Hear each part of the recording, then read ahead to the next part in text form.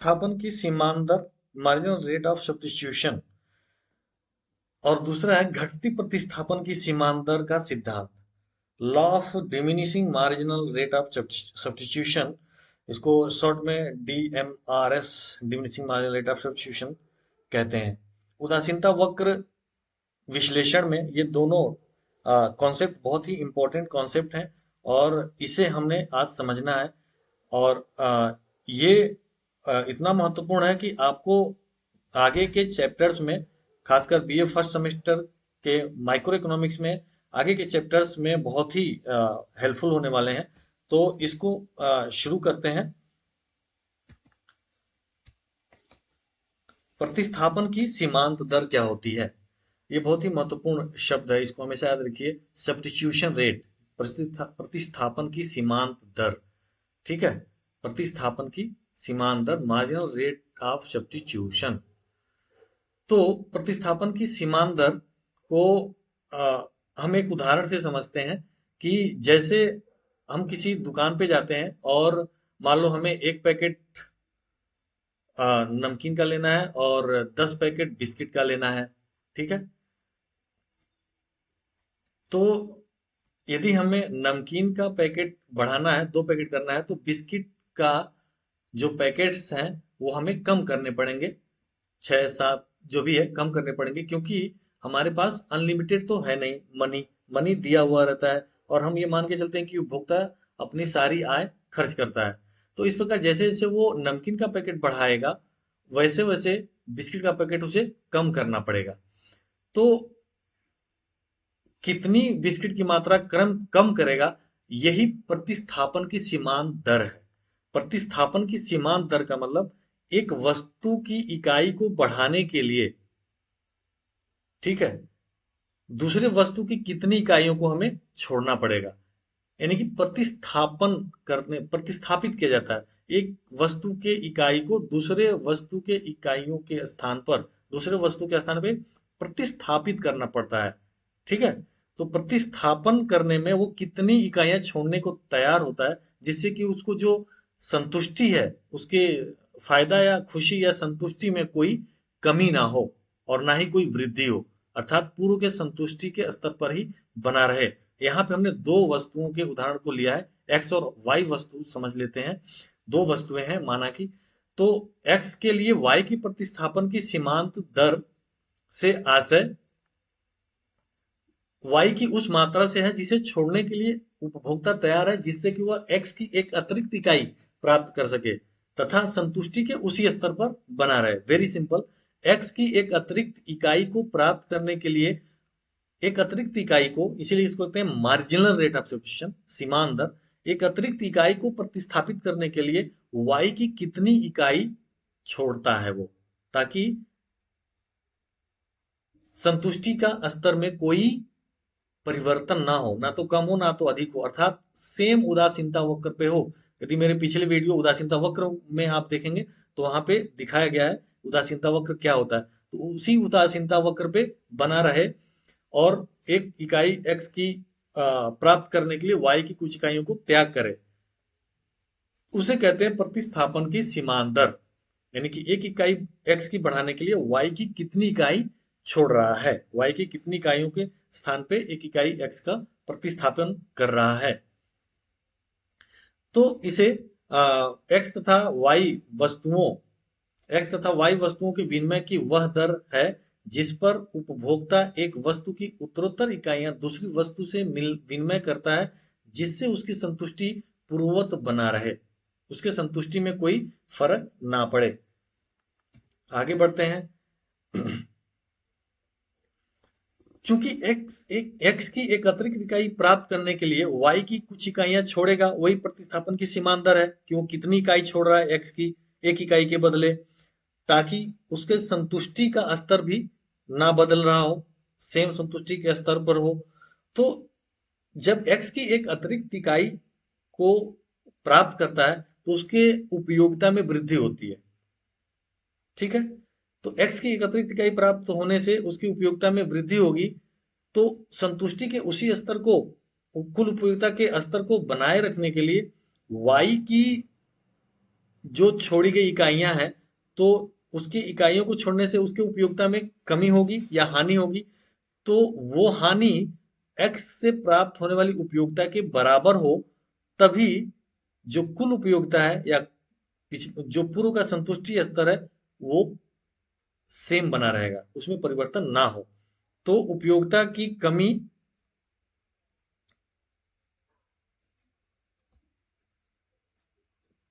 और उपयोगिता में हानि, वो ठीक ठीक बराबर हो जाए। वाई वस्तु के छोड़ने से जो हानि हो रही है उपयोगिता में, वह बिल्कुल बराबर हो एक्स वस्तु के वृद्धि से उपयोगिता में वृद्धि होने के, तभी कुल उपयोगिता में कोई परिवर्तन ना होगा, यानी कि संतुष्टि का स्तर सेम बना रहेगा। इसको थोड़ा सा इक्वेशन के माध्यम से समझने की कोशिश करेंगे कि ऊपर हेडिंग में लिखा गया है संतुष्टि का स्तर तभी समान होगा जब एक्स में वृद्धि के कारण उपयोगिता में जो वृद्धि हुई है वो बिल्कुल बराबर हो वाई के त्याग के कारण उपयोगिता में कमी के। इसको थोड़ा कैसे प्रूफ कर सकते हैं ये दिखाए हैं। एक्स में वृद्धि के कारण उपयोगिता में वृद्धि कैसे हम निकाल सकते हैं? तो ये एक्स में वृद्धि है, डेल्टा एक्स में गुणा कर देंगे marginal utility of X, M U X. ये दिखाता है एक्स की सीमांत उपयोगिता। एक्स की सीमांत उपयोगिता ये दिखाती है, मेरे पिछले वीडियो में सीमांत उपयोगिता पढ़ लीजिएगा। सीमांत उपयोगिता एक्स की एक अतिरिक्त इकाई की वृद्धि से जो उपयोगिता उपभोक्ता को प्राप्त होता है उसे हम सीमांत उपयोगिता कहेंगे, एक्स की सीमांत उपयोगिता। तो एक इकाई एक्स की बढ़ाने से जो सीमांत उपयोगिता मिल रही है उसका हम गुणा कर दें एक्स की मात्रा में वृद्धि होने से, तो हमें पता चल जाएगा कि कितनी उपयोगिता उसे उसके कितनी उपयोगिता वृद्धि हुई, उसके उपयोगिता में कितनी वृद्धि हुई। दूसरी ओर हम y को छोड़ भी रहे हैं क्योंकि प्रतिस्थापन कर रहे हैं, तो x में वृद्धि करेंगे तो y का छोड़ना भी पड़ेगा क्योंकि उसी उदासीनता वक्र पे रहना है। दूसरा कारण कि उपभोक्ता के पास आय स्थिर है, तो एक वस्तु का को की इकाइयों को बढ़ाएगा तो एक वस्तु की इकाइयों को कम करना पड़ेगा। तो इसीलिए हम माइनस से दिखाएं, तो y में कमी में गुणा कर दें y वस्तु से मिलने वाली सीमांत उपयोगिता का, ठीक है, marginal utility of Y M U से दिखाया गया है, ठीक है। तो इसका गुणा कर देंगे तो हमें पता चल जाएगा कि वाई वस्तु को त्याग करने में उपयोगिता में कुल कमी कितनी हुई है, और ये दोनों बराबर हों, तभी संतुष्टि के उसी स्तर पे बना रहेगा, यानी कि उदासीनता वक्र सेम रहेगा। तो इसको हम ऐसे लिख सकते हैं, del X into minority of X बराबर होगा minus del X into minority of Y. इसको हम इस रूप में भी लिख सकते हैं, ऊपर की इक्वेशन को इस रूप में हम लिख सकते हैं, अर्थात इसी को लिख दिया गया है minus del Y upon delta X equal to marginal utility of X upon marginal utility of Y, और यही बराबर होगा प्रतिस्थापन की सीमांत दर के, ठीक है, एम आर एस के। ये बराबर होगा, यही प्रतिस्थापन का सीमांत दर होगा। तो इसको अब चित्र पर चलते हैं और वहां देखते हैं कि कैसे ये समझा जा सकता है। मान लो ए बिंदु को लेते हैं। ए बिंदु पे वो y की y वस्तु इस वक्र पे दिखाया गया है, इस वक्र पे x वक्र पे x एक्सिस पे x वस्तु को दिखाया गया है।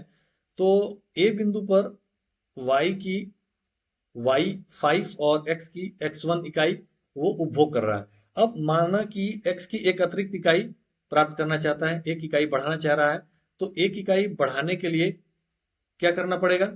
उसे y की इतनी इकाई त्याग करना पड़ेगा, छोड़ना पड़ेगा, यानी कि y3 y5 इकाइयों का त्याग करना पड़ेगा, ठीक है। तो इसे हम डेल वाई से दिखा सकते हैं, इस डिस्टेंस को, वही बात है, ठीक है। यानी कि y3 y5 बराबर डेल वाई, ठीक है, इसको डेल वाई से दिखा दिए हैं। तो इतना कमी करना होगा तभी वो ए से बी बिंदु पर आ जाएगा, ठीक। तो अब बी बिंदु पर y की y3 और x की x2 मात्रा उपयोग करेगा, यानी कि x की मात्रा में x1 x2 की वृद्धि हो जाएगी, ठीक है। इसको हम डेल x से दिखाए हैं, यानी कि delta x equal to x1 x2। ठीक है, तो ये यही प्रतिस्थापन की सीमांत दर है, इसी का अनुपात प्रतिस्थापन की सीमांत दर कहलाता है। यानी कि y3 y5 upon x1 x2, या इसी को लिख सकते हैं delta y upon delta x, ये प्रतिस्थापन की सीमांत दर है। यहाँ पे हम माइनस साइन लगाना छोड़ देते हैं और इसे हम लिखते हैं MRS between X Y equal to delta y upon delta x। ठीक है, क्योंकि माइनस लगाएंगे तो माइनस में पूरा वैल्यू माइनस में आने लगा, तो हालांकि वो सही नहीं होगा, इसलिए हम माइनस साइन हटा देते हैं और केवल delta y upon delta x लिखते हैं, या इसको लिखते हैं marginal utility of x upon marginal utility of y, यानी कि सीमांत उपयोगिता के अनुपात के बराबर होती है। जो प्रतिस्थापन की सीमांत दर होती है वो दोनों वस्तुओं के सीमांत उपयोगिता के अनुपात के बराबर होती है। तो ये प्रतिस्थापन की सीमांत दर है। आई होप कि आप समझ गए होंगे कि x की इकाई में वृद्धि करने पर y की छोड़ी गई इकाई प्रतिस्थापन की सीमांत दर कहलाता है। यानी कि A से B बिंदु पर आना, अर्थात उसके जो सीमांत उपयोगिता है वो पूर्ववत बना रहेगा, इसीलिए वो उदासीनता वक्र 2 पर बना रहेगा। ठीक है, अब इसको थोड़ा और अध्ययन करते हैं। इसमें delta Y upon delta X उदासीनता वक्र किसी बिंदु पर ढाल को व्यक्त करता है। ठीक है, उदासीनता वक्र का ढाल व्यक्त करता है delta X upon delta Y upon delta X. तो इस प्रकार जाहिर सी बात है कि मार्जिनल यूटिलिटी, अब बी भाग में देखेंगे चित्र के, marginal utility of X upon marginal utility of Y, ये मार्जिनल रेट ऑफ सब्स्टिट्यूशन को व्यक्त करता है और यह व्यक्त करता है उदासीनता वक्र के ढाल को, slope of marginal rate of substitution between X and Y. ये उदासीनता वक्र के स्लोप को भी व्यक्त करता है। कौन? सीमांत उपयोगिता अनुपात, दोनों वस्तुओं के सीमांत उपयोगिता अनुपात या मार्जिनल रेट ऑफ सब्स्टिट्यूशन। ठीक है, ये marginal rate of slope of IC indifference curve, ठीक है, ये बराबर होता है मार्जिनल रेट ऑफ सब्स्टिट्यूशन के, ये ध्यान रखना है। ठीक है, और मार्जिनल रेट ऑफ सब्स्टिट्यूशन बराबर होता है किसके? Marginal utility of X upon marginal utility of Y के, अर्थात दोनों वस्तुओं के सीमांत उपयोगिता अनुपात के।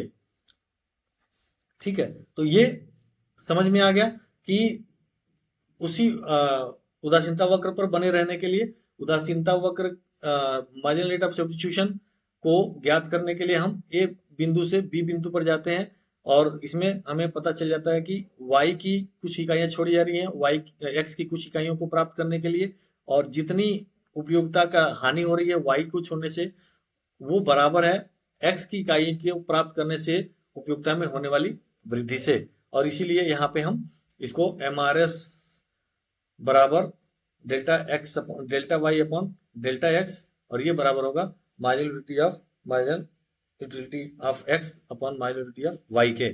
तो प्रतिस्थापन की सीमांत दर उदासीनता वक्र के किसी बिंदु का ढाल प्रदर्शित करता है, इसीलिए उदासीनता वक्र के किसी भी बिंदु पर स्पर्श रेखा खींचकर प्रतिस्थापन की सीमांत दर को दिखाया जा सकता है। ठीक है, एक चीज और यहाँ पे ध्यान दे सकते हैं कि इस ए बिंदु पर जो स्लोप है वो ज्यादा है, ठीक है, और बी बिंदु पर जो स्लोप है उदासीनता वक्र का वो कम हो जा रहा है। ठीक है, ऐसा क्यों हो रहा है? ऐसा इसलिए हो रहा है कि जैसे जैसे वो एक्स वस्तु की इकाइयों को बढ़ाते बढ़ाते ए से बी पर आ रहा है, ठीक है, तो x से मिलने वाली सीमांत उपयोगिता मार्जिनल यूटिलिटी ऑफ x घटता जाएगा और y की इकाइयां छोड़ता जा रहा है, तो इसलिए मार्जिनल यूटिलिटी ऑफ y बढ़ता जाएगा। y की इकाइयों को त्याग करने से y की सीमांत उपयोगिता उसके लिए बढ़ती जाएगी। जाहिर सी बात है, जिस वस्तु की इकाइयां हमारे पास कम होंगी वो हमारे लिए ज्यादा महत्वपूर्ण होता जाएगा। तो y से मिलने वाली सीमांत उपयोगिता बढ़ती जाएगी। स्लोप घटता जाएगा, यानी कि स्लोप बताता है मार्जिनल रेट ऑफ सब्स्टिट्यूशन को, प्रतिस्थापन की सीमांत दर को। तो जैसे जैसे हम x की इकाई बढ़ाते जा रहे हैं, वैसे वैसे प्रतिस्थापन की सीमांत दर घटता जा रहा है, और प्रतिस्थापन का सीमांत दर marginal rate of substitution between x and y घटता जाएगा। इसका मतलब ये एक समय आएगा कि marginal rate of substitution zero हो जाएगा। घटते घटते कहाँ तक पहुंचेगा? जीरो ही पहुंचेगा, जाहिर सी बात है। तो जीरो हो जाएगा, और वहां पे जो ये उदासीनता वक्र है ये पीछे की ओर मुड़ जाती है, यानी कि ऐसे जीरो हो जाता है। और यहाँ पे जो मार्जिनल यूटिलिटी ऑफ एक्स है, यहाँ पे जीरो हो जाएगा। ठीक है, वहां प्रतिस्थापन भी जीरो हो जाएगा।